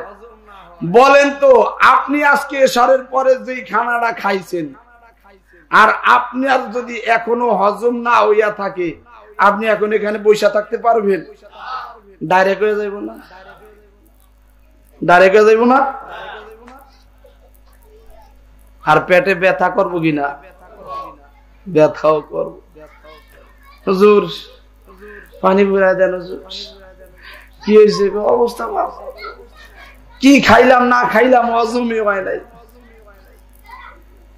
মাছ পেটের ব্যথা শুরু হয়ে গেল, যন্ত্রণায় ছটফট করতেছে। কতক্ষণে ইউনূস আলাইহিস সালামকে উপরে বমি করে ফালাইবে। এমন যদি মাছের ভিতরে 40 দিন পর্যন্ত ইউনূস আলাইহিস সালাম থাকলো, মরলো না, বাঁচানোর মালিক কে? আল্লাহ। এই জন্য আপনাকে আমাকে ওই আল্লাহ বাঁচাইতে পারে কিনা? না ওই আল্লাহ পাল্টায় গেছে? পাল্টাইছে ওই আল্লাহ? মনে হয় পুরান হয়ে গেছে, বুড়ো হয়ে গেছে গা। ওই আল্লাহ আছে না নাই?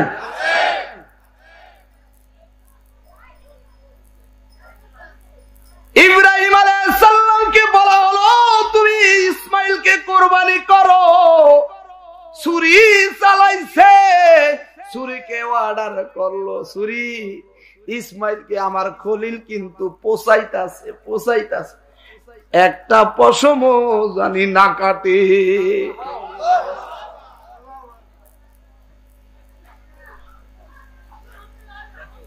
কারে বলছে? ইব্রাহিম আলাইহিস সালাম রে বলছে না ছুরি রে বলছে? ছুরি রে বলছে। ছুরি কার অনুগত্য করে? আল্লাহ। মাছ কার অনুগত্য করছে? জোরে কোন না কামিয়া? আল্লাহর নাম নিতে বেজাল, আর আল্লাহর নাম মুখে সহজে আসে না, হারাম বর্তে বর্তে একেবারে শেষ।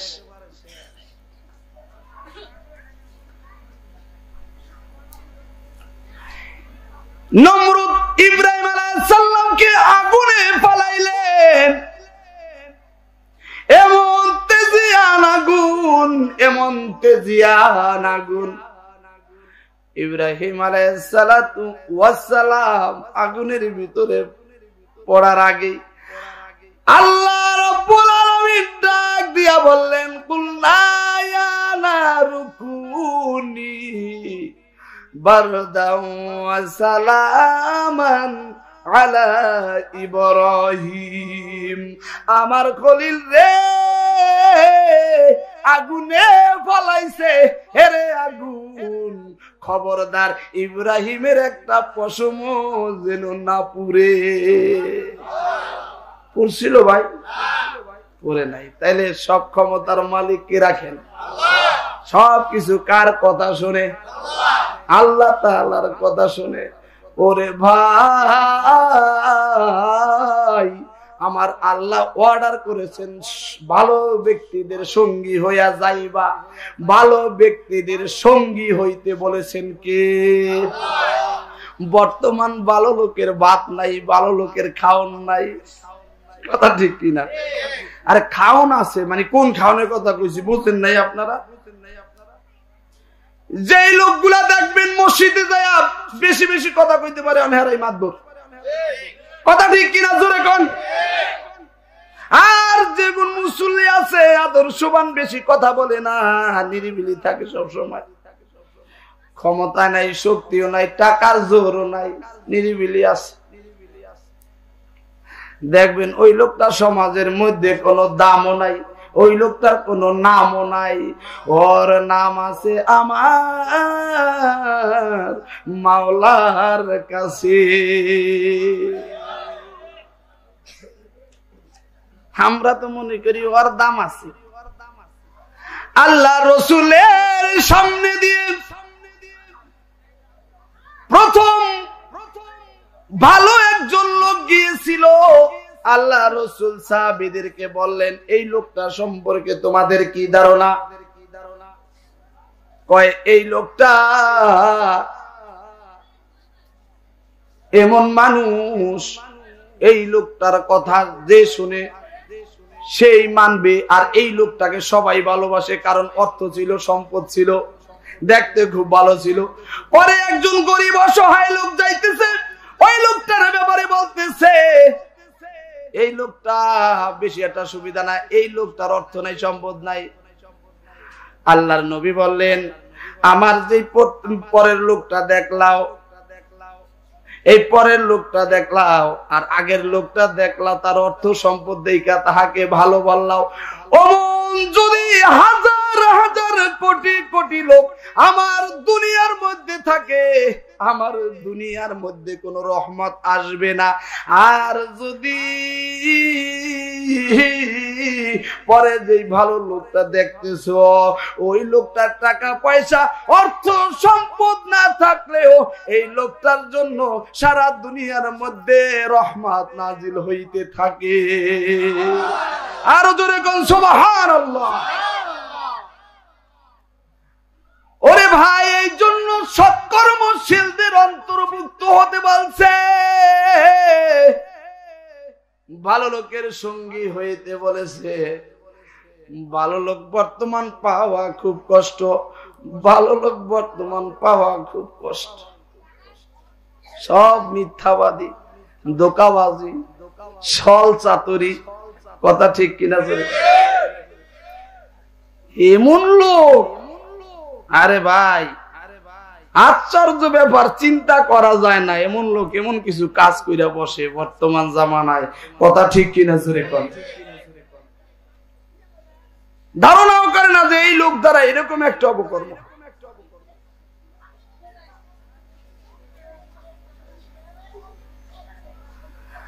আগের মানুষগুলো ভালো ছিল, মাতবর গুলাও ভালো ছিল সমাজের।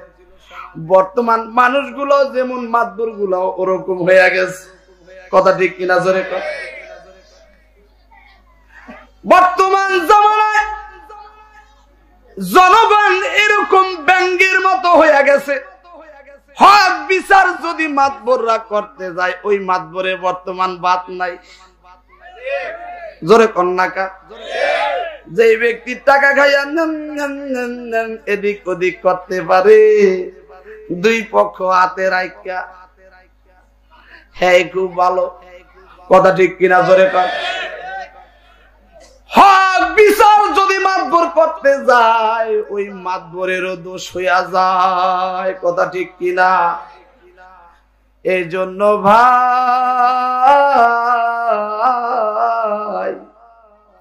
বিচার কাহাকে বলে, বিচার কাহাকে বলে? ওরে ভাই, আমি এই এলাকার মাতবরদের কথা বলতেছি না, হেনকার মাতবর একটু রাগ হয়ে যেতে পারে। এই এলাকার মাতবরদের কথা বলি না, মাতবরের অভাব নাই আমাকে শরীয়তপুরে, ঘরে ঘরে মাতবর আমাকে শরীয়তপুরে। আপনাদের এদিকে তো ভালো, ডেমরাতেও ভালোই আছে।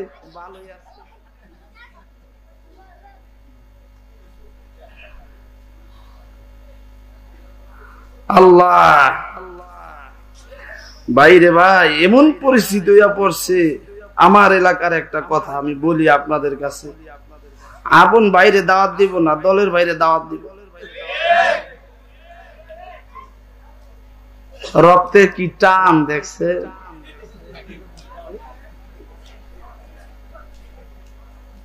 আবার যদি ভাই একটু মনে করে ঠিক করে না, বাইরে গেলে এমন বড় ভাইয়ের মাথায় এত বুদ্ধি, বুদ্ধি ঠেলায় ভোরবেলা ঘুমে তো উচ্চা করে কি জানেন, ওই ছোট ভাই এদিকে কি তোর লগে জমি আমার মাপ দিতে হইব। কয় এতদিন দিয়ে কইল না, কয় হ জানোস না আমার 6 ফুট ওখান মাপ দেওয়া লাগবে। তার লক্ষণ বেশি সুবিধা না। আর ওই ছোট ভাইয়ের ফুট নাই, 5 গা মেয়ে, শুধু 5টা মেয়ে মাপ দিছে। পরের দিন কালে সকালবেলা ঘুমে তো উঠটাই বিশাল এক রেন্ডি গাছ লাগাই থুয়েছে সীমানার উপরে। কি গাছ? আচ্ছা বলেন তো, রেন্ডি গাছ হওয়ার আগে তো সীমানা অতিক্রম করে, ঠিক কিনা? এই মুসলমান, সীমানায় গাছ লাগাইয়া তোমার গাছের ঠাল শাখা পোশাখা অন্যের জায়গায় গেছে, এটা তুমি হিসাব দিবা কিভাবে? ওই যে শাখা প্রশাখা অন্যের জায়গায় গেছে, আর ওখানে যদি ফল ফুলুট হয়, ওই ঠাইলের ওই শাখার ফল ফুলুটের মালিক যার জায়গার ভিতরে ঠাইল গেছে। কথা বুঝছেন? এজন্য আমাদের খেয়াল রাখতে হবে আমার পার্শ্ববর্তী ভাইয়ের যাতে কষ্ট না হয়, আমার পার্শ্ববর্তী ভাইয়ের যাতে কষ্ট না হয়। আল্লাহর নবী বলেন, আল মুসলিমু মান সালিমাল মুসলিমুনা মিন লিসানিহি ওয়া ইয়াদিহি, যাহার হাত এবং মুখ হইতে অপর মুসলমান নিরাপদে থাকতে পারে, ওই ব্যক্তি প্রকৃত ভালো একজন মানুষ। আরো জোরে কোন সুবহানাল্লাহ। আমার দ্বারা আমার ভাই যেন কষ্ট না পায়, আঘাত না পায়, এটা দিক খেয়াল রেখে আমরা চলবো ইনশাআল্লাহ। মনে থাকবে তো? প্রিয় ভাইরা আমার, আমি যেদিক আলোচনা করতে গিয়েছিলাম যে সৎকর্মশীলদের অন্তর্ভুক্ত হয়ে যাও। সৎকর্মশীল কারা? সৎকর্মশীল কারা বর্তমান জামানায়? বলেন তো, ওলামায়ে কেরামের আমল ভালো না সাধারণ লোকের আমল ভালো? হক্কানি ওলামায়ে কেরামের আমল ভালো। এমন একজন হক্কানি ওলামায়ে কেরামের সঙ্গ সব সময়ের জন্য নিয়ে রাখবেন, যেই ওলামায়ে কেরামের সঙ্গ লাভ করলে পরে, যেই ওলামায়ে কেরামের সঙ্গ লাভ করলে পরে আপনার জীবন পাল্টিয়ে যাইতে পারে।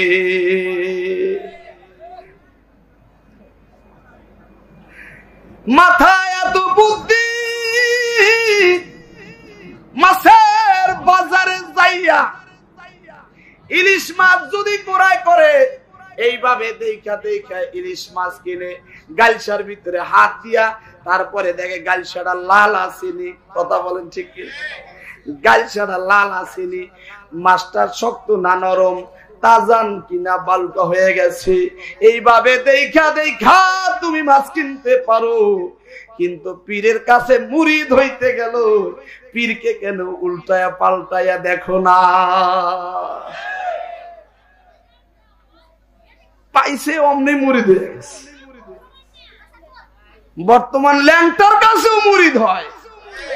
হুজুর কি করেন, এর ভিতরে মাল আছে। কথা ঠিক কি না? জিনিস আছে হুজুর, এই আপনারা বুঝবেন না, এই ধরার ক্ষমতা আপনাদের আল্লাহ দেয় নাই। এ মুসলমান ভাই, তুমি তো সহজ সরল একজন মানুষ, তুমি তো বোঝো না। তোমার মসজিদের ইমাম সাহেবের সঙ্গে তুমি পরামর্শ করো, তোমার মসজিদের ইমাম সাহেবের সঙ্গে তুমি পরামর্শ করো, কারণ তুমিও কবরে যাইবা, আমিও কবরে যাবো। তুমি কোরআন হাদিস পড়ো নাই, আমরা কোরআন হাদিস পড়েছি। তুমি যদি একজনের কাছে মুরিদ হইতে যাও, তোমার মসজিদের ইমাম সাহেবের সঙ্গে পরামর্শ করো, হুজুর আমি একজন হক্কানি ওলামায়ে কেরামের কাছে মুরিদ হইতে চাই, আমাকে একটু ধরাইয়া দেন, কার কাছে মুরিদ হইলে পরে ইহকাল পরকাল আমার আলোকিত হয়ে যাবে। ওই সময় পরামর্শ করে না। দুনিয়ার কাজ করতে গেলে দি সবার সঙ্গে সকলের সঙ্গে পরামর্শ, ওই সময় করি কিভাবে? প্রিয় ভাইরা আমার, আমি আপনাদের সামনে সৎকর্মশীল ব্যক্তিদের আলোচনা করতেছি। এমন লোকের সঙ্গ লাভ করো যার সঙ্গ লাভ করলে পরে ইহকাল ভালো হয়ে যায়, পরকালে নাজাতের ফয়সালা হয়ে যাবে।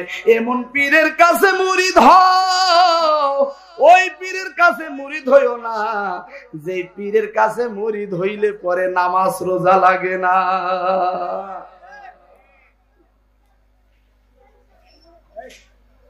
আপনাদের এদিকে তো পীর নাই, আমাদের শরীয়তপুরে পীরের অভাব নাই। আমাদের এখানে নামকার একজন পীর আছে সুরেশ্বরের,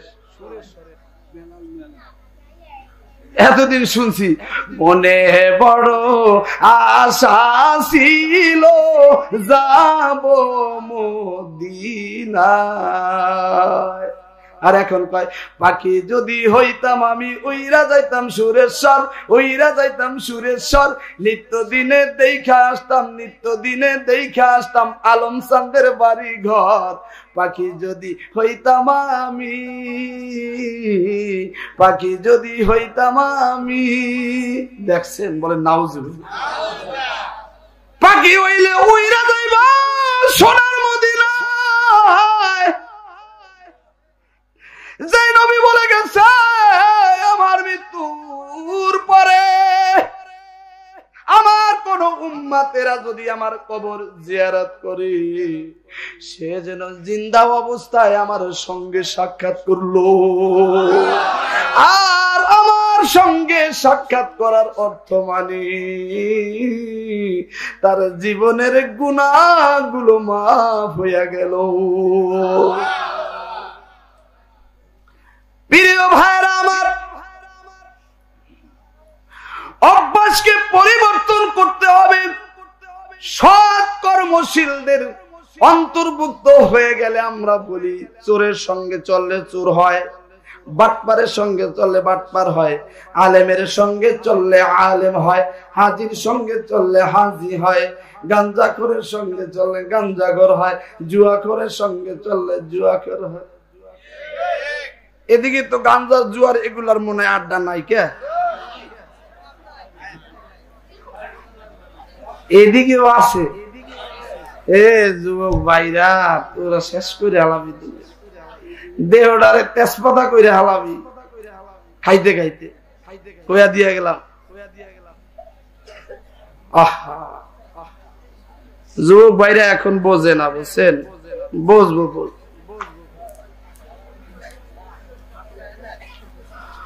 ওরে যুবক ভাই, অভ্যাস খারাপ, অভ্যাসকে পরিবর্তন করতে হইলে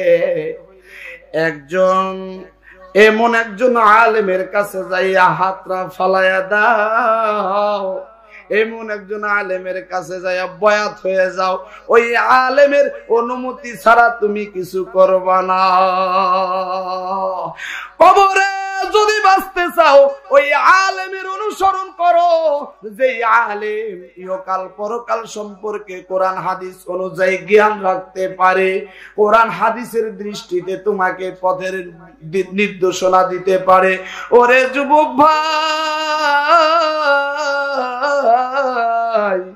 আমাদের অভ্যাসকে পরিবর্তন করতে হবে। মদের কাছে যাওয়া যাবে না, গাঞ্জার কাছে যাওয়া যাবে না, অপরাধীর কাছে যাওয়া যাবে না। আমাদের ঈমানকে মজবুত করতে হইলে একজন মুরব্বির পরামর্শ নিয়ে আমাদের চলতে হবে। আমাদের দিল ঠিক রাখতে হলে, ঈমান ঠিক রাখতে হলে একজন মুরব্বির অর্ডার নিয়ে, একজন মুরব্বির হাতে হাত রেখে আমাদের চলতে হবে। আমাদের মুরব্বি, আমাদের এমন একজন মুরব্বী প্রয়োজন, যে মুরব্বীর অনুমতি করবে আমার জীবন চলার পথ হবে। আমার মন চাই জিন্দেগি চালানো যাবে না, আমার একটা কাজের দরকার, দেখি কাজটা করব, আমার হযরতের সঙ্গে পরামর্শ করে দেখি কোরআন হাদিস অনুযায়ী উনি দিক নির্দেশনা কি দেয়, কোরআন হাদিসের দলিল সহ উনি দিক নির্দেশনা কি দেয়। এরকম একজন হক্কানি উলামায়ে কেরামের কাছে যায়া বয়াত হবে। তার মানে এই না যে তার কাছে সবকিছু সইপা দিয়া দিলেন, এমন না। তার কাছ থেকে আপনার পরকালের নাজাতের ফয়সালা কিভাবে হয়, তার মানে এই না গরু নিয়ে হাজির হইবেন, ছাগল ভেড়া বকরি উট মহিষ দুম্বা নিয়ে হাজির হইবেন, তার মানে এই না। ভাই পীরের কাছে মুরিদ হওয়া মানে, পীর শব্দের অর্থ ওস্তাদ। পীর শব্দের অর্থ কি জোরে কম? পীর শব্দের অর্থ ওস্তাদ। ছাত্র যেমন ওস্তাদের কথা ছাড়া চলতে পারে না, ঠিক পীরের অনুমতি ছাড়া মুরিদে কিছু করতে পারবে না। আপনি একটা কাজ করবেন, আবার সব কাজ না, সব কাজ পীরের অনুমতি নেওয়া লাগবে না। আপনারা তারপর পেঁচ পুরন ধরতে পারেন, হুজুরে কইল কি কথাটা, কারণ আপনারা তো মানে সঠিক কোনটা ওইটাকে নিয়ে খেলাখেলি করেন না, কোনটা একটু দোষ আছে ওনটাই আড্ডুকায় দিয়ে বয়ে থাকে, কথা ঠিক কিনা? হ্যাঁ, খেয়াল করে নিতে হবে। সব বিষয় না, কিছু বিষয় আছে। আপনি একটা কাজে নামছেন, আপনার মেয়ে বিবাহ দিবেন, ছেলেকে বিবাহ করাবেন, আপনি সম্পদ রাখবেন, আপনি ব্যবসা বাণিজ্য করবেন, আপনি আপনার ওই পীর সাহেবের সঙ্গে পরামর্শ করবেন যে হুজুর কোরআন হাদিস অনুযায়ী আমি কিভাবে কাজটা করলে আর রাসূলের তরিকায় হবে, এরকম আপনি দিক নির্দেশনা আনার অনুমতি আছে, আনতে পারবে। প্রিয় ভাইরা আমার, সৎ কর্মশীলদের সঙ্গে চললে সৎ কর্মশীল হওয়া যায়। লুৎফর রহমান সাহারানপুরী রহমাতুল্লাহি আলাইহি গভীর রাত্রে তার আত্মীয় স্বজন নিয়ে বেড়াইতে রওনা করেছেন। পথিমধ্যে ডাকাতের দল আইসা হাজির। ডাকাত আইসা বলতেছে, হুজুর একটু দাঁড়ান, আপনি যে আপনার পুত্র বধূদেরকে নিয়ে বেড়াইতে যাইতেছেন, নায়নাতদের নিয়ে বেড়াইতে যাইতেছেন, এদের গায়ে অনেক স্বর্ণ অলংকার আছে, গলায় পড়নে। হুজুর আমরা হইলাম ডাকাতের দল, আমরা তাদের সমস্ত স্বর্ণ গয়না গুলো নিয়ে যাব। হুজুর ডাক দিয়ে বললেন, আমি এই গভীর রজনীতে বের হইলাম আমার আত্মীয় স্বজনদের নিয়ে, এই জন্য আগের জামানায় দেখতেন মহিলাদেরকে নিয়ে বড় বড় বুজুর্গেরা বের হইতেন রাত্রে, বেড়াইতে যাইতেন রাত্রে, দিনের বেলায় বের হইতো না, কথা ঠিক কিনা জোরে কর। প্রিয় ভাইরা আমার, ওই লুৎফর রহমান সাহারানপুরী রহমাতুল্লাহি আলাইহি রাত্রে বের হয়েছেন। ডাকাত আইসা বলতেছে, হুজুর আপনার আত্মীয় স্বজনের কাছে যতগুলো স্বর্ণ অলংকার আছে সমস্ত স্বর্ণ অলংকার গুলো আমি নিয়ে যাইব। এইবার হুজুর বলতেছেন, না না, তাদের গায়ে হাত দিয়ে তুমি তোমার এই স্বর্ণ অলংকার নিতে পারবা না। তুমি স্বর্ণ অলংকার চাও, আমি নিজে ওয়াদা দিলাম তুমি একটু দূরে যাইয়া দাঁড়াও, স্বর্ণ অলংকার আমার নিজ হাতে আমি তোমার হাতে তুইলা দিব।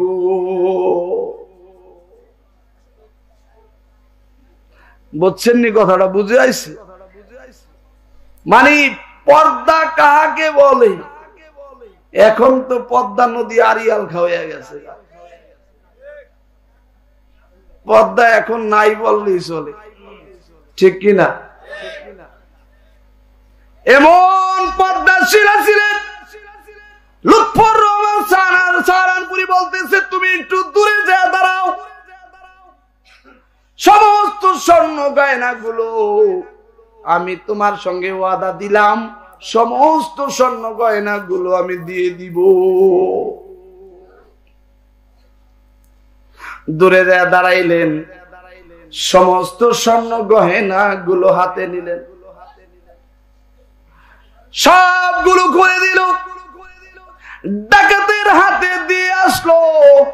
ডাকাতের হাতে দিয়ে আসার পরে তার লুৎফর রহমান সাহারানপুরী রহমাতুল্লাহি আলাইহির কাছে তার নাতিন, ছোট্ট নাতিন বলতাছে, দাদা গো, সমস্ত স্বর্ণ গয়নায় তো দিয়া দিছো, আমার হাতে একটা আংটি ছিল, এই আংটিটা আমি দেই নাই, আমার আংটিটা তো তুমি নিতে পারো নাই। বর্তমান আমরা হইলে কি বলতাম, আমার নাতি একটা কামের মতো কাজ করছে, কাজের মতো কাজ করছে, কথা ঠিক কিনা? হুজুরে চলে আসছে, 2 মিনিটের ভিতরে এটা শেষ করে দিয়া ইনশাআল্লাহ ফিনিশ করি, না আধা ঘন্টা চলবো না। প্রিয় ভাইরা আমার, আমরা হইলে বলতাম আমার নাতি ভবিষ্যতে একটা কিছু হবে। আর লুৎফর রহমান সাহারানপুরী কি বলতেছে, লুৎফর রহমান সাহারানপুরী কি বলতেছে শুনেন, নাতিন রে,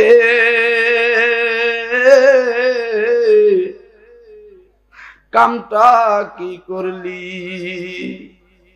আমি ডাকাতের সঙ্গে ওয়াদা করেছি, সমস্ত স্বর্ণ গয়না গুলো দিয়ে দিব, আর তুমি আমার নাতিন হইয়া আমার ওয়াদাটাকে মিস করে দিলাও। আর ওয়াদা মিস করলে সে হয় মুনাফিক, মুনাফিকের স্থান হবে ইন্নাল মুনাফিকিনা ফিদ দারকিল আসফালি মিনান নার। মুনাফিকের স্থান হইল একেবারে জাহান্নামের সর্বনিচ স্তরে। প্রিয় ভাইরা আমার, লুৎফর রহমান সাহারানপুরী রহমাতুল্লাহি আলাইহি নাতিনকে ডাক দিয়ে বলতেছে, আন্টিটা দাও, আমি ডাকাতের সঙ্গে ওয়াদা দিয়েছিলাম আমি সমস্ত স্বর্ণ গয়না গুলো দিয়ে দিব, আমার ওয়াদাটা মিস্টেক হয়ে যাবে। না না, তুমি পারবা না আন্টি রাখতে, আন্টিটা দিয়ে দাও। নাতিনের কাছ থেকে আন্টিটা নিয়ে ডাকাতকে ডাক দিয়েছে, ওরে ভাই, এই যে নাও তোমার আন্টি খানা, আমার ওয়াদা ছিল তোমার সঙ্গে সমস্ত স্বর্ণ গয়না গুলো দিয়ে দিব, কিন্তু আমার নাতিন ভুলে একটা আংটি রেখে দিয়েছিল। আমার যেহেতু ওয়াদা পূরণ করার দরকার, আমার এই ওয়াদা পূরণ করতে এসেছি, এই নাও তোমার আংটি, যাতে আল্লাহ পাকের কাছে আমি মাফ পেয়ে যাইতে পারি। ডাকাতের ভিতরে চিন্তা চলে আসলো, আল্লাহ গো, আমিও তো মানুষ, লুৎফর রহমান সাহারানপুরীও তো মানুষ, তাকে তুমি কোন দিল দিয়েছ আর আমি কোন দিলের মানুষ হইলাম? আমাকে তুমি রিজিকের ফয়সালা দিলাও ডাকাতি কাজ করার মাধ্যমে, আর লুৎফর রহমান সাহারানপুরী তো 3 বেলা খায়, সামান্য একটু ওয়াদা রাখার জন্য স্বর্ণটিকে ফেরত দিয়া যাইতে পারলো। এমন আচরণের মানুষ আমার জিন্দেগিতে দেখি নাই। আল্লাহ, আজ থেকে আমি ওয়াদা করলাম আর জীবনে ডাকাতির কাজে যাইব না। লুৎফর রহমান সাহারানপুরীকে ডাক দিয়া বলতেছেন, হুজুর, আর জীবনে জীবনে ডাকাতি করব না, আমাদেরকে তওবা পড়াইয়া দেন। সুবহানাল্লাহ। এজন্য সৎসঙ্গে স্বর্গবাস, অসৎ সঙ্গে সর্বনাশ। অতএব সাবধান। লুৎফর রহমান সাহারনপুরীর কাছে যাই, ডাকাত লুৎফর রহমান সাহারনপুরীর আচরণ দেখে ডাকাত ভালো হয়ে গেল। আর আমাদের আচরণ দেখলে হিন্দুরা পর্যন্ত গালি দেয় আমাদের। ভাই ভাইয়ের সঙ্গে আচরণ অবস্থা, আত্মীয়তা আত্মীয়তা সম্পর্ক নাই, পাড়া প্রতিবেশীর সঙ্গে আচরণ বেশি সুবিধা না। কথা ঠিক কিনা? না, আমার আর আলোচনা দীর্ঘ করা সম্ভব হবে না। আমাদের আসলে হুজুর এসে পড়ছেন। আল্লাহ তাআলা আমাদেরকে কবুল করুন।